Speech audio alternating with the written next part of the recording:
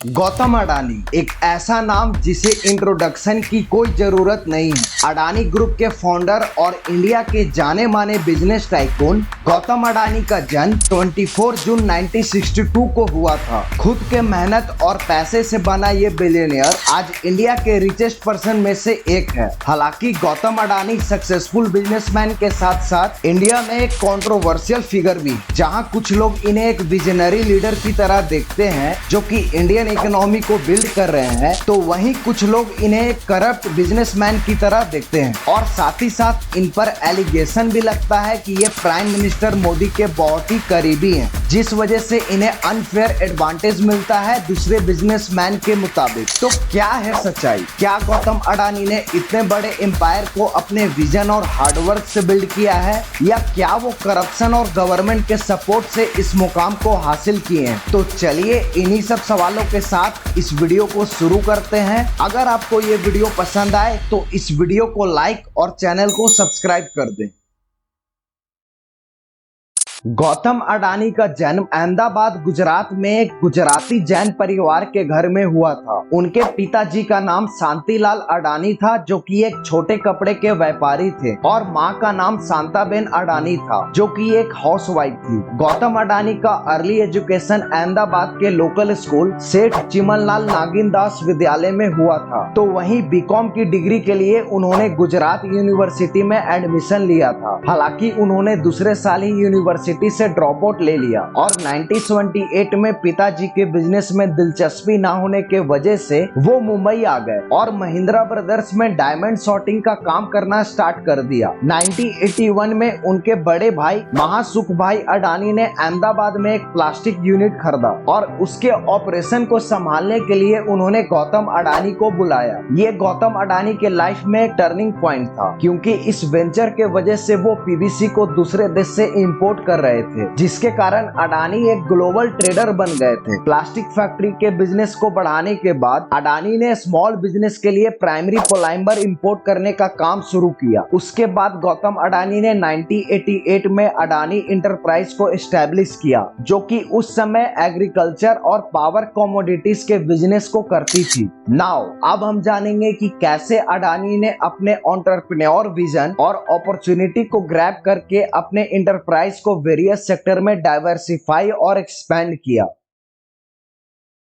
1991 में जब पीएम नरसिम्हा राव और मनमोहन सिंह ने इकोनॉमी पॉलिसी को चेंज किया, तो अडानी ने इस पॉलिसी के पोटेंशियल को देखते हुए अपने बिजनेस को नए सेक्टर्स में एक्सपैंड किया, जैसे कि ports, logistic, power generation and distribution etcetera. 1994 में गुजरात गवर्नमेंट ने मुंद्रा पोर्ट को प्राइवेट कंपनीज को देने के लिए अनाउंस किया और अडानी ने इस पोर्ट के पोटेंशियल को देखते हुए इस पोर्ट के कॉन्ट्रैक्ट्स को अपने अंडर ली। आपको बता दें कि आज ये पोर्ट इंडिया में सबसे बड़ी प्राइवेट मल्टी पोर्ट ऑपरेटर है, जिसमें हर साल लगभग 210 मिलियन टन कार्गो हैंडल किया जाता है। 1996 में स्टार्ट किया गया Adani power thermal plant 4620 megawatt की कैपेसिटी को होल्ड करता है, जो कि इंडिया का सबसे बड़ा प्राइवेट थर्मल पावर प्रोड्यूसर है। अडानी ग्रुप ने इंटरनेशनल मार्केट के पोटेंशियल को देखते हुए अपने ऑपरेशन यानी कोल माइनिंग, रिन्यूएबल एनर्जी और पोर्ट्स को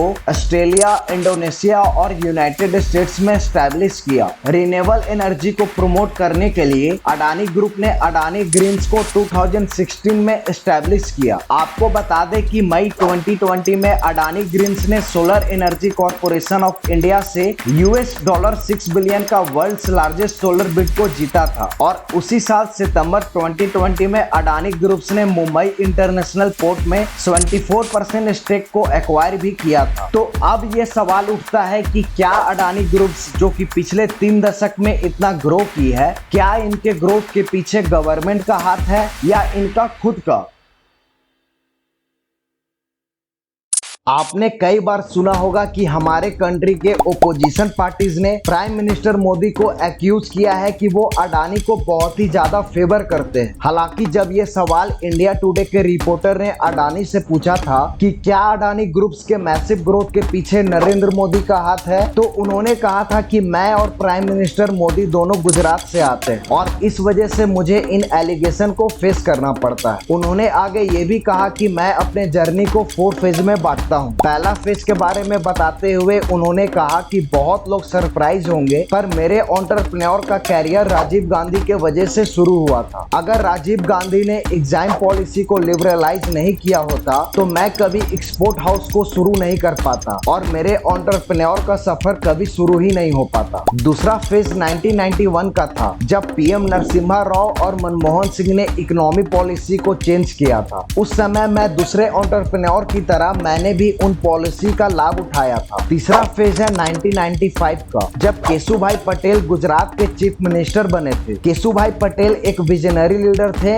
और उनका फोकस कोस्टल डेवलपमेंट पर था और यही पॉलिसी चेंज मुझे मुंद्रा ले गया और हमने अपना पहला पोर्ट बनाया। फोर्थ फेज है 2001 का, जब नरेंद्र मोदी गुजरात के सीएम बने और उनकी पॉलिसीज ने न सिर्फ स्टेट के इकोनॉमिक लैंडस्केप को बदला बल्कि सोशल ट्रांसफॉर्मेशन और अंडर डेवलप्ड एरियाज को भी डेवलप किया। उन्होंने इंडस्ट्रीज और एम्प्लॉयमेंट को भी पहले से ज्यादा बूस्ट किया। आज जब नरेंद्र मोदी पीएम बन गए हैं तो वही ग्रोथ और ट्रांसफॉर्मेशन पूरे देश में दिख रहा है। तो ये एलिगेशन बेसलेस है और बायस से सफर करता है, जो हमारे सक्सेस को शॉर्ट टर्म लेंस से देखते हैं। फैक्ट ये है कि मेरे प्रोफेशनल सक्सेस किसी इंडिविजुअल लीडर की वजह से नहीं है, बल्कि कई लीडर्स और गवर्नमेंट्स के पॉलिसी और रिफॉर्म्स की वजह से है, जो 3 डिकेड्स के लॉन्ग पीरियड्स में इनिशिएट किया गया है। तो ये थे कुछ पॉइंट्स जो अडानी ने अपने बारे में बताया जब उनसे पूछा गया था कि उनके ग्रोथ के पीछे नरेंद्र मोदी का हाथ है। देखिए, जब मैं भी इनके बारे में रिसर्च किया तो मैंने भी ये ऑब्जर्व किया कि गौतम अडानी में 2-3 ऐसी लीडर क्वालिटी है जो इन्हें सबसे अलग बनाता है, और वो ये है कि ये एक फार साइटेड लीडर है। दूसरा कि इनका नेगोशिएशन और कन्विंसिंग स्किल बहुत ही रिमार्केबल है। जैसे कि एक बार अडानी ने रेलवे मिनिस्टर नीतीश कुमार से मिलकर उन्हें पोर्ट्स को रेलवे से जोड़ने की जरूरत को समझाया और उन्हें पोर्ट रेल लिंकेज पॉलिसी बनाने के लिए भी मनाया। तीसरा है डाइवर्सिफिकेशन। आप इस वीडियो में ही देख सकते हैं कि कैसे अडानी शुरुआत से ही बिजनेस को मार्केट के हिसाब से वेरियस सेक्टर में डाइवर्सिफाई किए हैं, चाहे वो पोर्ट्स के बिजनेस में इंटर करना हो या पावर जनरेशन या डिस्ट्रीब्यूशन के बिजनेस में इंटर करना हो। अडानी टाइम टू टाइम अपने बिजनेस को डाइवर्सिफाई किए हैं। तो आपका क्या पॉइंट ऑफ व्यू है? क्या अडानी जो आज इतने बड़े एम्पायर को बिल्ड किए हैं, क्या वो गवर्नमेंट के सपोर्ट से किया गया है या उन्होंने अपने विजन और हार्डवर्क से इस मुकाम को हासिल किए हैं? तो आप प्लीज हमें कमेंट करके बताइए, और अगर आपको ये वीडियो पसंद आया हो तो आप प्लीज इस वीडियो को लाइक और चैनल को सब्सक्राइब कर दें। तो तब तक के लिए धन्यवाद।